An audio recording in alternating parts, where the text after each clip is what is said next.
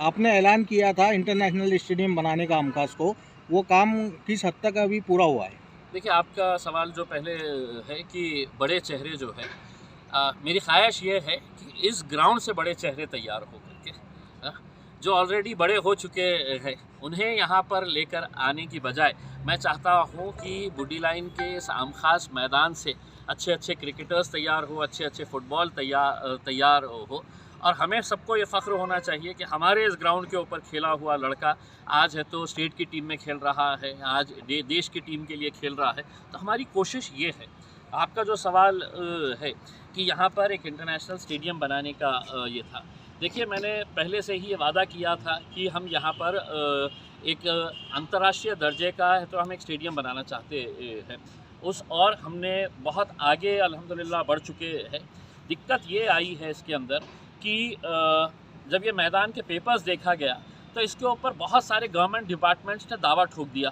कोई कहता है हमारा है, कोई कहता है ये हमारा है करके, और इन्होंने कोई गलत तरीके से अपने पेपर्स देख के सिटी सर्वे ऑफिस के अंदर इन्होंने पूरों ने अपना नाम चढ़ा लिए है।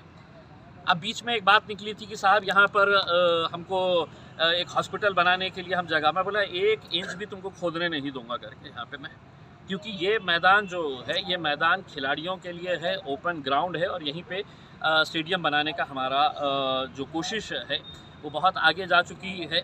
अभी बीच में कलेक्टर साहब के पास मीटिंग हुई थी, माइनॉरिटी सेक्रेटरी मुंबई से ज्वाइन किए हुए थे, और हमारे जो माइनॉरिटी मिनिस्टर है अब्दुल सत्तार साहब, उन्होंने ये मीटिंग को कन्वीन किए थे। उस मीटिंग के अंदर बड़े डिटेल के अंदर चर्चा हुई थी कि क्या करना चाहिए। तो सबसे रिपोर्ट मांगी गई थी, वो रिपोर्ट अब मुंबई को भेजी गई है। अब गवर्नमेंट लेवल के ऊपर इसका डिस्कशन होना है। मैंने 2 दिन पहले ही सत्तार साहब से इस बारे में बात किया था। उनका ये कहना है कि ये फेस्टिवल जैसे ही ख़त्म होता है तो उसके फ़ौरन बाद हम हज हाउस का भी इनॉग्रेशन करेंगे, और इसी मैदान के ऊपर यहाँ पर मुख्यमंत्री को लाकर इस स्टेडियम की भी घोषणा करने की हमारी कोशिश चल रही है।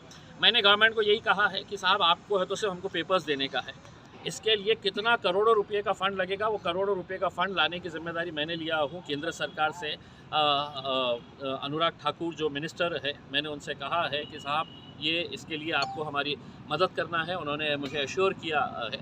सिर्फ पेपर्स एक मरतबा क्लियर होने के बाद दिक्कतें थी, अगर पहले ही अगर मतलब कई साल पहले अगर इसकी कोशिश अगर शुरू हो जाती थी तो मेरे हिसाब से आज इतनी दिक्कतें नहीं आती थी। पेपर क्लियर होते ही हम इंशाल्लाह ये स्टेडियम